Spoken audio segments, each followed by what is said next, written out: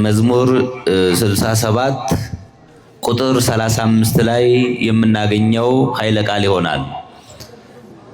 እግዚአብሔር በቅዱሳኑ ላይ ድንቅ ነው ይላል። ስለ ቃሉ የቃሉ ባለቤት አምላካችን ቅዱስ እግዚአብሔር ስሙ የተመሰገነ ይሁንልን። እግዚአብሔር በሉ እስኪ በቅዱሳኑ ላይ ድንቅ ነው። እግዚአብሔር በቅዱሳኑ ላይ ድንቅ ነው።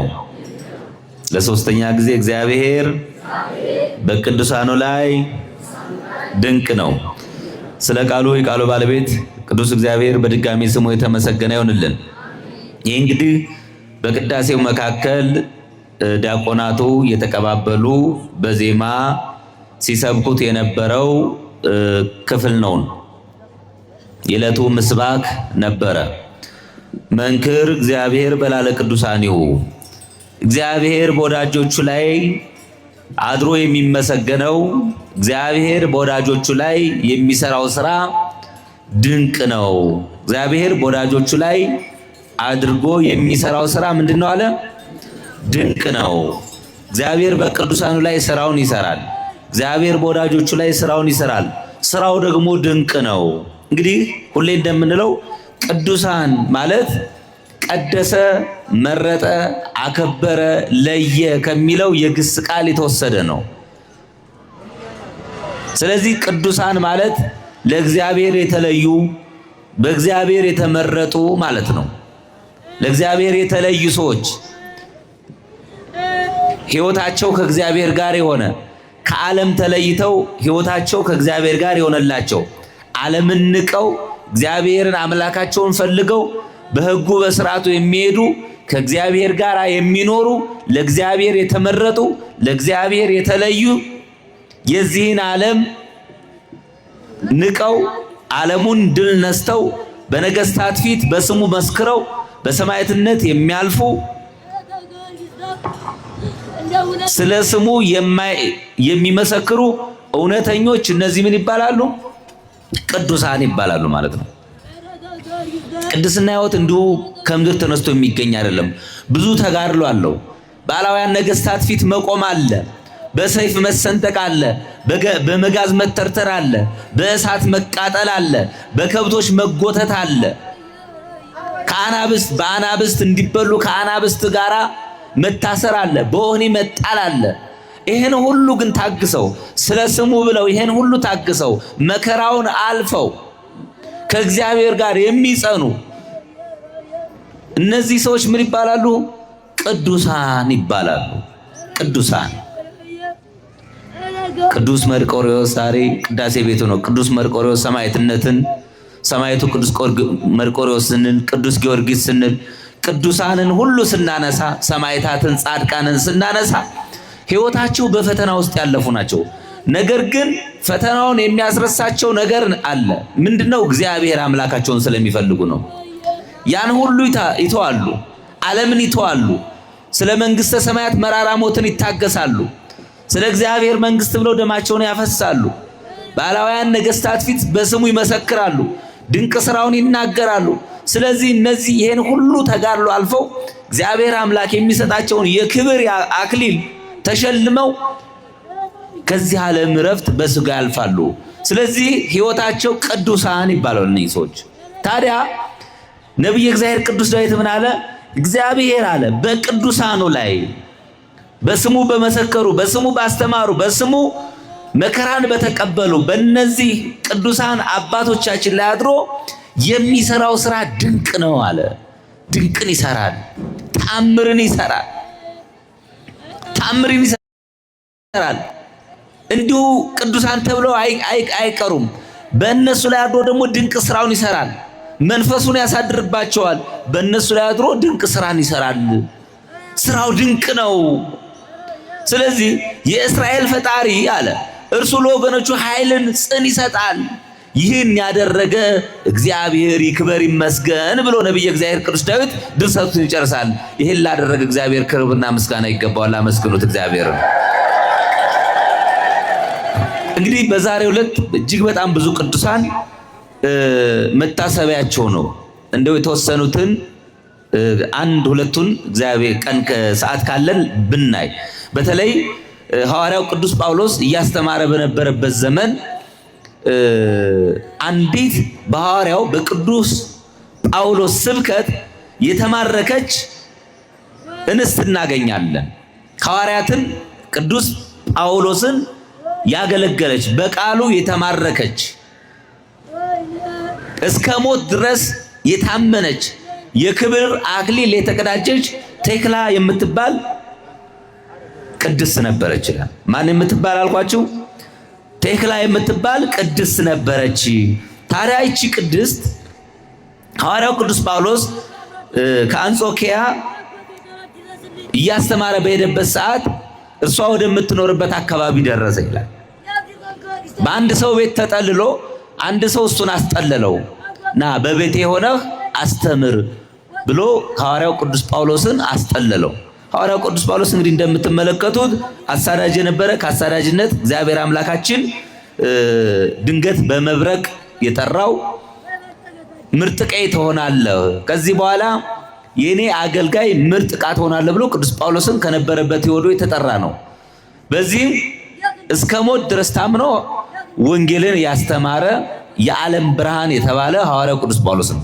ታዲያ ይሄ ቅዱስ ጳውሎስ እያስተማረ በነበረበት ሰዓት ይቺ ሴት በመስኮት ሆና ተመለከተችው። ሀገሩ ኒቆሜዲያ ይባላል።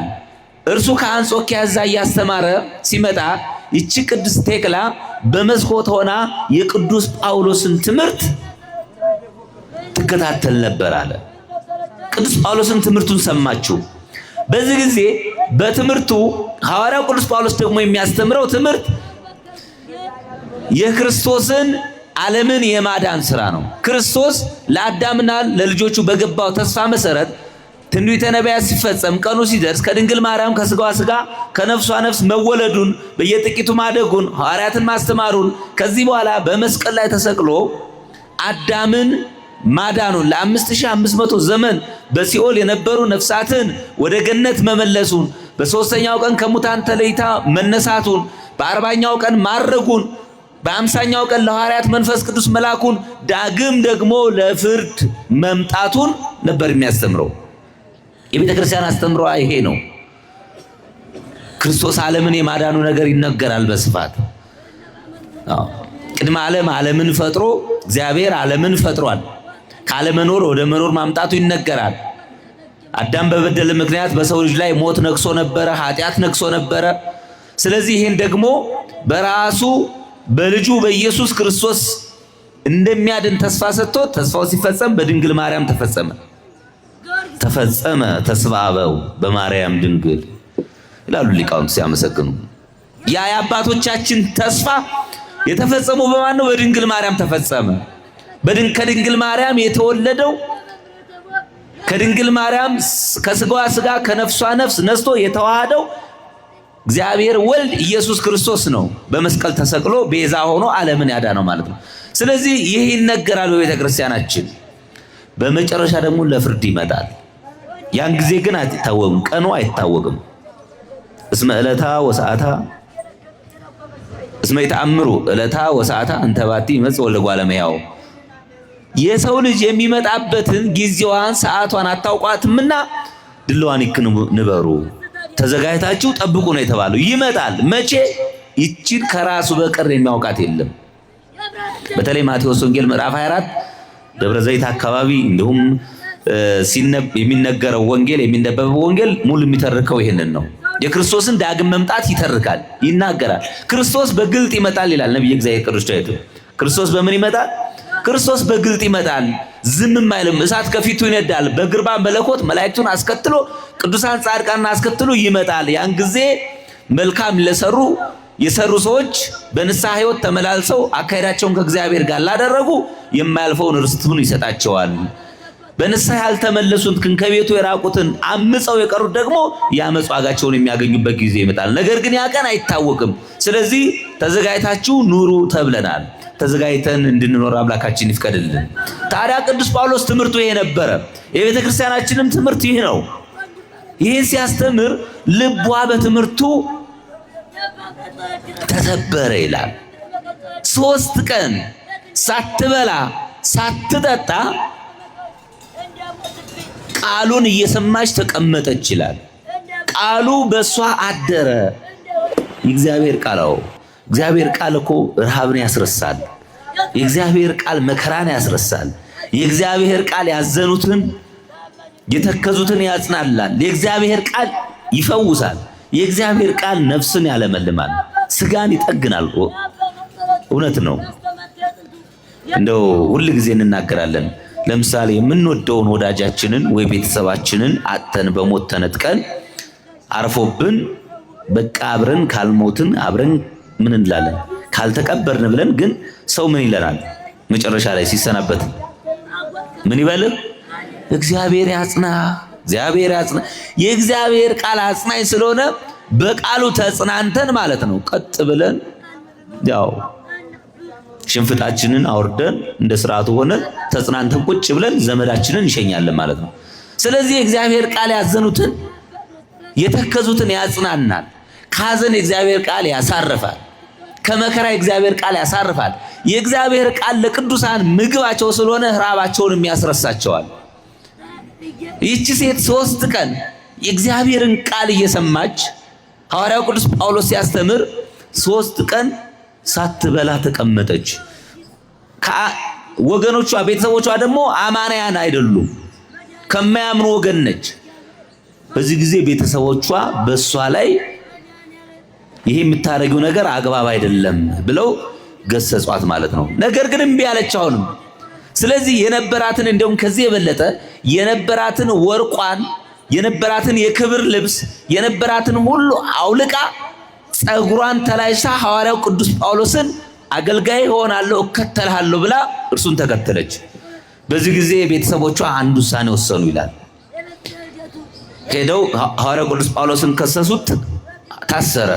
ነገር ግን ለፍርድ የሚያበቃ በደል ስላልተገኘበት ተፈታ።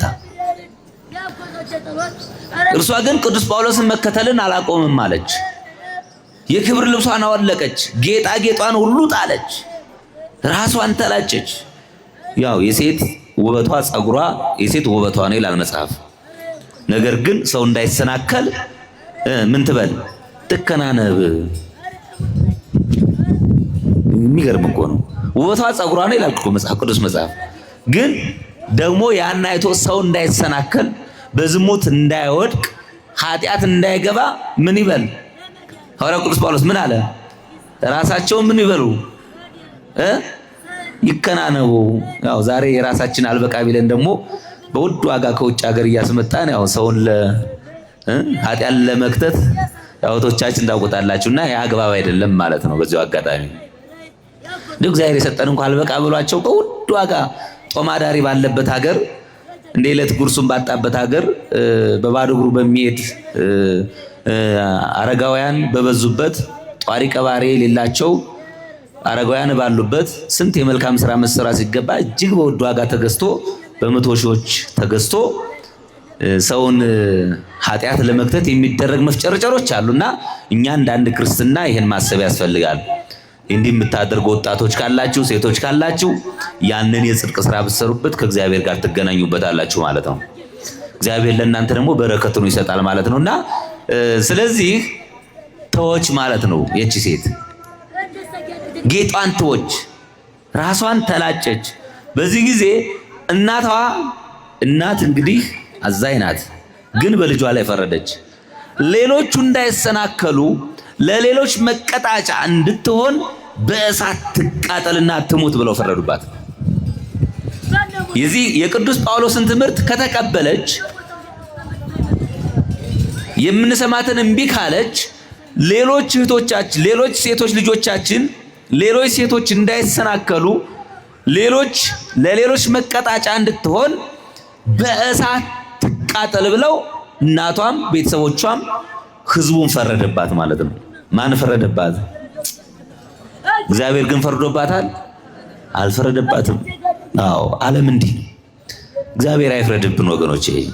ሰው ቢፈርድ እግዚአብሔርን ከያዝን እግዚአብሔር ከተፈረደው ፍርድ የሚያስመልጥ አምላክ ነው። ሰው ቢከሰን እግዚአብሔር ነፃ ያወጣናል። እኛ ለእግዚአብሔር ብቻ ተገዢዎች እንሆን። በዚህ ጊዜ አሁን እኮ በዓለማችንም አንዳንድ አካባቢዎች ላይ ትመለከታላችሁ በሶሻል ሚዲያ ሰውን ይገድሉትና ከገደሉ በኋላ የማይገባ የሚቆራርጡ የሚያቃጥሉ አሉ። ሰው ያን አይቶ እንዲፈራ አይነት ነገር እኮ ነው። ልክ እንደ ሰዎች ለሰዎች መቀጣጫ እንድትሆን በእሳት ትቃጠላሉ። በዚህ ጊዜ አስረው እሳት አቀጣጥለው ወደ እሳት ጣሏት። እርሷም ደስ ብሏት ወደ እሳቱ ስትሄድ ሐዋርያው ቅዱስ ጳውሎስ በሩቅ ይመለከት ነበረ።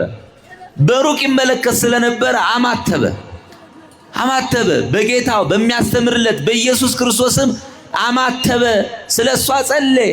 በዚህ ጊዜ እሳት ውስጥ ስትገባ እግዚአብሔር አምላክ ከሰማይ በረዶንና ዝናብን መባረክትንም አብዶ እሳቱን ውሃ አደረገው ይላል። ክብር ለመድኃኔ ክብር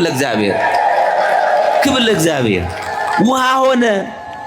ሳትቃጠል በሰላም ወጣች። እርሷ ግን በስሙ ሰማዕትነት ለመቀበል ደስ ብሏት ወደ እሳቱ ሄዳ ነበረ። በዚህ ጊዜ ከእሳቱ ወጣች። ሐዋርያው ቅዱስ ጳውሎስ ሲሄድ ተደብቃ ሄዳ ተከትለው ሐዋርያው ቅዱስ ጳውሎስን ለማገልገል ለመማር ተከትለው እሱ ወደሚያስተምርበት አሁንም ወደ አንጾኪያ ሄደች ይችላል። በዚያ ደግሞ እጅግ መልከ መልካም ስለነበረች በዛ ሀገር ያሉ ሀገረ ገዢ ወይም መኮንኖች ከመኮንኑ አንዱ አግቢኝ አላት። እሷ እኮ ሁሉን ትታ የተከተለች ናት። በዚህ ጊዜ ዘለፈችው፣ ገሰጸችው ይላል። ገሰጸችው። እኔ ወደዚህ የመጣሁት ለትዳር ለባል ሳይሆን ሐዋርያው እግር ሆኜ ላገለግል የእግዚአብሔርን ቃል ልማር አገልጋይ ለሆን እንጂ ለትዳር አይደለም። በዚህ ጊዜ ተበሳጨ። ዓለምም እኮ እንዲህ ነው የሚያደርገው አይደል? ባል የሚያደርጉ ሰዎች፣ ትንሽ ስልጣን ያላቸው ሰዎች እንደዛ ያደርጋሉ። ሰው ሊቀጠር ሲሄድ በተለይ ሴቶች ድሮ እንደውም በፕሮቶኮል ሊባል ነበረ። ጸሐፊ የምትገባው ምን አይነት ሴት እንደሆነች መስሪያ ቤት ያሳለፈችው ሰዎች ታውቋታላችሁ።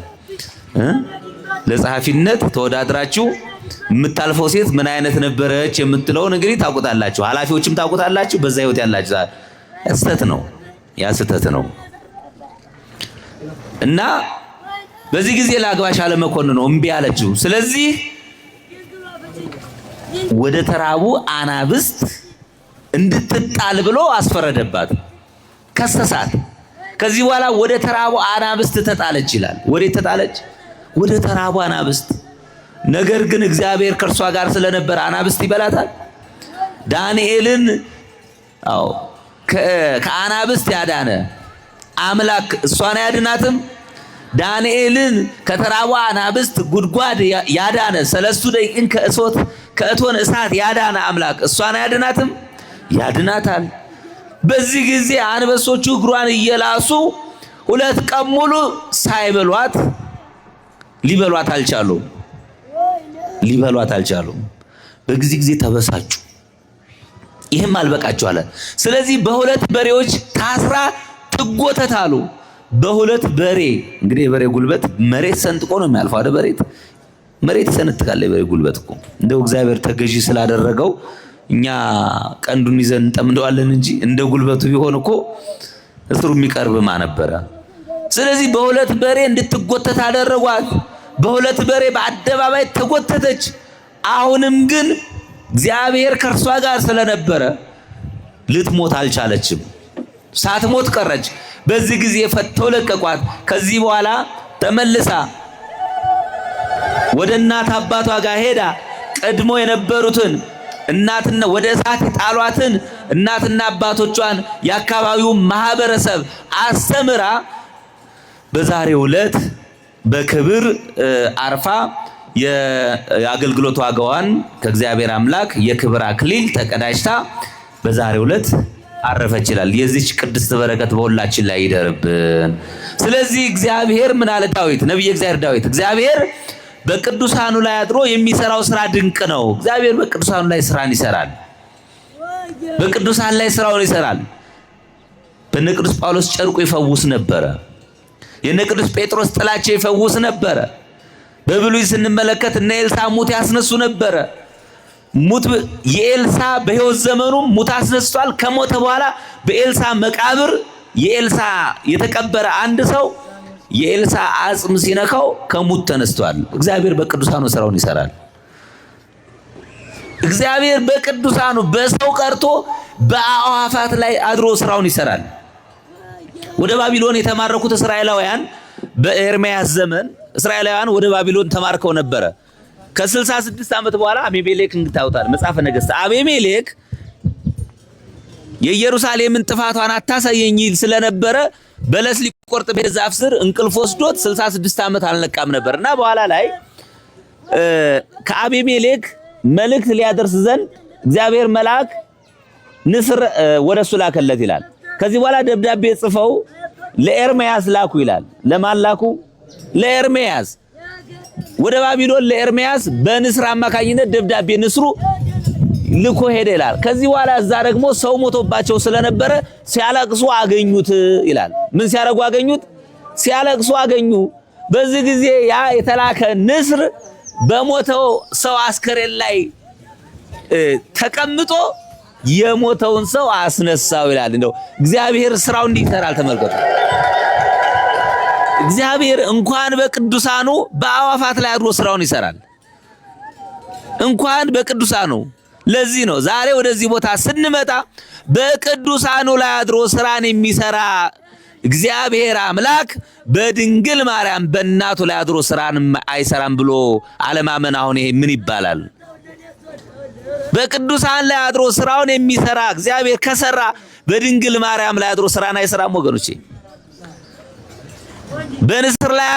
በንስር ላይ አርፎ አድሮ ንስሩ ሙት እንዲያስነሳ ከፈቀደ በድንግል ማርያም ላይ አድሮ በድንግል ማርያም ጸበል ላይ አድሮ በድንግል ማርያም በስሟ ለተማመነ ከሙት ቢያስነሳ ምን ይደንቃል?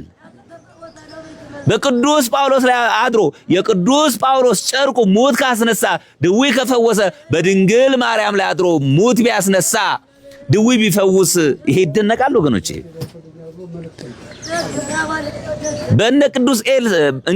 በነ ቅዱስ ጴጥሮስ ላይ አርፎ አድሮ የቅዱስ ጴጥሮስ ጥላው ሙት ካስነሳ ድዊ ከፈወሰ ህሙማን ከፈወሰ በድንግል ማርያም ላይ አድሮ ድዊ እንዳይፈውስ ሙት እንዳያስነሳ የሚከለክለው ማን ነው ወገኖቼ? ለምን ብትሉ ይቺ ከቅዱሳን ሁሉ ስለምትበልጥ ድንግል ማርያም ከቅዱሳን ሁሉ በላይ ስለሆነች ከኪሩቤልም ከሱራፌልም በላይ ስለሆነች ሱራፌልና ኪሩቤል መንበሩ ሊሸከሙት የሚንቀጠቀጡለትን አምላክ እርሷ 9 ወር ከ5 ቀን በማህፀኗ ስለተሸከመች የድንግልና ጡቷን አጥብታ ስላሳደገች በጀርባዋ ስላዘለች ከእርሱ ጋር ስለተንከራተተች በግብጽ በረሃ በኢትዮጵያ አውራጃዎች እስከ ቀራንዮ ያልተለየችው እናቱ ድንግል ማርያም ለዓለም ድህነት ምክንያት እንድትሆን የመረጣት እግዚአብሔር በሷ ላይ አድሮ ወዳጆች ስራ ይሰራል አይሰራም? በሷ ላይ አድሮ ስራውን ይሰራል አይሰራም? ይሰራል። የምንመለከተው ነው። ምስክርነት ሲሰጥ ትሰማላችሁ። እቺ ከቅዱሳን ድንግል ማርያም ከቅዱሳን ሁሉ ትበልጣለች። ከሊቃነ ጳጳሳትም ከነቢያትም ከመምህራንም ሁሉ ትበልጣለች። እነርሱ በስሙ አስተምረዋል፣ እርሷ ግን በስሙ ያስተማሩለትን ወልደዋለች። ለዚህ ነው በቅዱሳኑ ላይ አድሮ ድንቅን የሚሰራ እግዚአብሔር በድንግል ማርያም በእናቱ ላይ አድሮ ድንቅን ይሰራል ብለን በሙሉ ልብ የምንናገረው ለዚህ ነው ወገኖቼ። ሙት ሲነሳ አይተናል።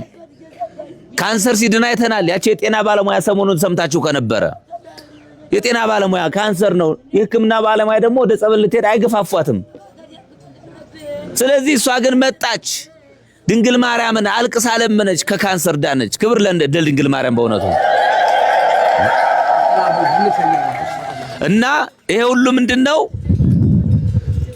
16 ዓመት 17 ዓመት 20 ዓመት ተጋብተው ትዳር ልጅ ሳይኖራቸው እዚህ ቦታ ድንግል ማርያም መጥተው ተማጽነው መንታ ልጅ ድንግል ማርያም አስታቅፋቸዋለች። ክብር ለድንግል ማርያም፣ ክብር ለመድኃኔዓለም። ስለዚህ ዛሬ በቅዳሴው መካከል ዲያቆናቱ በምስማክ ያሰሙን መንክር እግዚአብሔር በላለ ቅዱሳኒሁ፣ እግዚአብሔር በቅዱሳኑ ላይ አድሮ የሚሰራው ስራ ምንድነው አሉ? ድንቅ ነው።